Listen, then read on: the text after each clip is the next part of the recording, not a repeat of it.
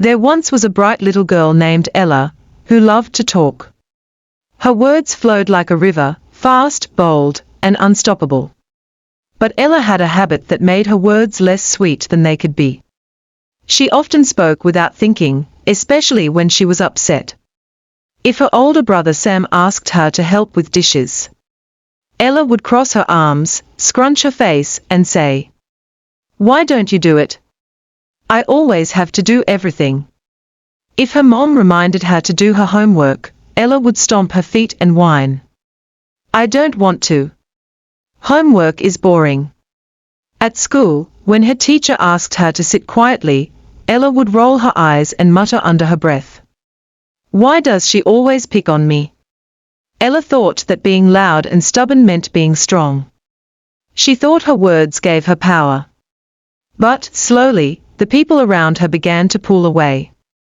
One Saturday morning, Ella was lounging on the couch when her mom called out from the kitchen, "Ella, can you pick up your toys in the living room?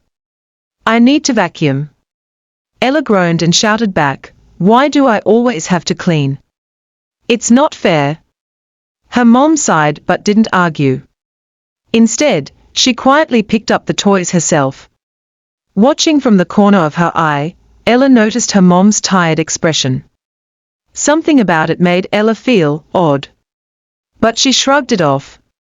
Later that day, Ella ran outside to play with her friends, Maya, Ben, and Sophia. "Hey, let's play tag. And I get to be first," she said, her voice full of excitement.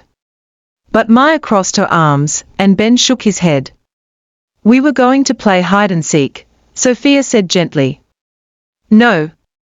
Tag is way more fun," Ella insisted. The group hesitated. Then, one by one, they wandered off, leaving Ella alone on the swing set. Ella watched them play hide and seek without her. "Why doesn't anyone want to play with me?" she muttered. "I always have the best ideas." That evening, Ella called her cat, Whiskers, to come for dinner. "Here, kitty kitty," she called, but Whiskers just stretched lazily under the porch and ignored her. "Whiskers," Ella called again, louder this time. "Come here. Now." Instead of obeying, Whiskers yawned and trotted off into the bushes. "What's wrong with everyone today?" Ella grumbled, storming back into the house.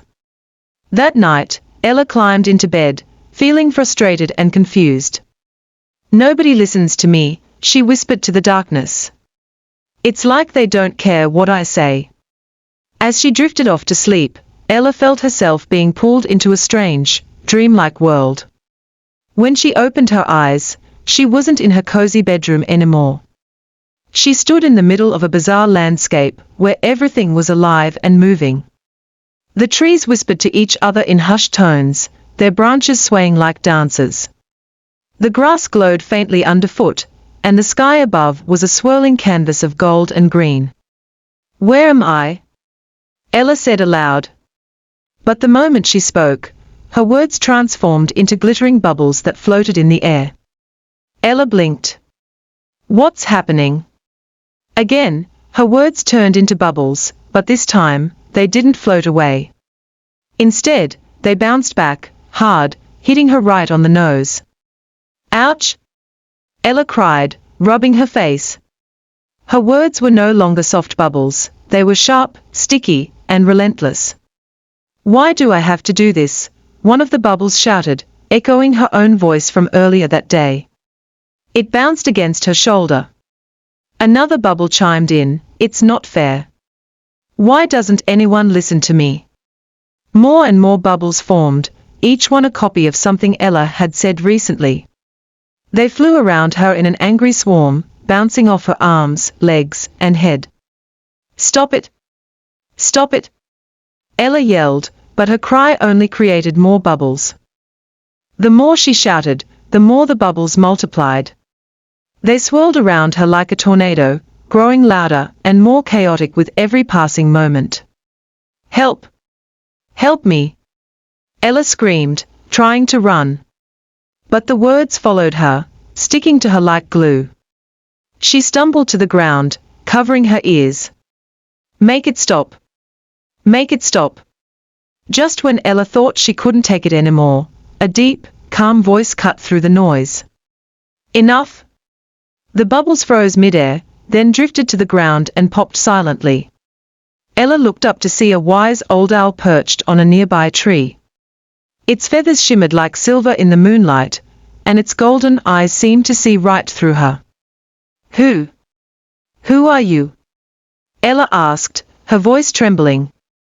I am Ollie the owl, the bird replied. I've been watching you, Ella. Do you see what your words have done? Ella glanced around at the mess of sticky, broken bubbles. I guess they made a lot of trouble. Trouble, indeed, Ollie said, nodding. Words are powerful, Ella. They can build bridges or tear them down.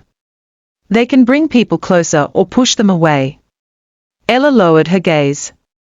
I didn't mean to hurt anyone. I just wanted people to listen to me. Ollie tilted his head thoughtfully. And did it work? Ella thought about her mom's tired face, her friends walking away, and her cat ignoring her. No, she admitted. That's because words spoken in anger or frustration don't make people listen, Ollie explained. They make people close their hearts. But words spoken with kindness and care, those words can open hearts. Ella frowned. But what if I'm upset? Shouldn't I say how I feel? Of course, Ollie said. But there's a difference between sharing your feelings and throwing them like stones. Let me show you. With a flap of his wings, Ollie whisked Ella to a new part of the dream world. They landed in a sunny meadow where a little boy was playing with building blocks. Each block had a word on it: happy, love, help, please.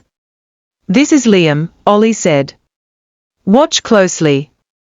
As Ella watched, Liam carefully stacked the blocks into a tall, sturdy tower. The words glowed brightly, and Liam smiled as he worked.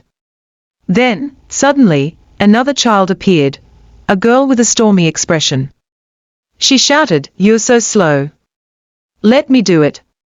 Her words turned into black, spiky blocks that knocked over Liam's tower. Liam looked hurt, and the girl frowned, too. Why isn't he listening to me? She muttered. Do you see what happened, Ella? Ollie asked. Ella nodded. Her words knocked everything down. Exactly, Ollie said. But watch what happens when she changes her words. The girl took a deep breath, then said, "Can I help you build? This looks fun." Her new words turned into soft, golden blocks that fit perfectly with Liam's. Together, they built an even bigger tower, laughing as they worked. When Ella woke up the next morning, the dream was fresh in her mind. She sat up in bed, thinking about what Ollie had said. Words can open hearts, she whispered to herself. That day, when her mom asked her to pick up her toys, Ella paused. Normally, she would have complained. But instead, she said, "Okay, Mom. Can you help me so it goes faster?" Her mom smiled, surprised but pleased. Of course, sweetheart. Later, when Ella went outside, she found her friends playing hopscotch. Can I join? She asked, her voice kind and cheerful. Sure, Ella. Maya said, grinning. And when it was time to feed Whiskers, Ella knelt down and gently called, "Come here, Whiskers. Dinner's ready." To her delight, Whiskers came trotting over, purring loudly. From then on, Ella tried her best to choose her words carefully. She learned that speaking with kindness didn't mean she couldn't share her feelings, it just meant thinking before she spoke. Over time, Ella noticed something amazing. Her mom seemed less tired, her friends wanted to play with her more, and even Whiskers stayed by her side. Ella smiled, remembering Ollie's wise advice. Words really are powerful, she thought. And now, I know how to use them.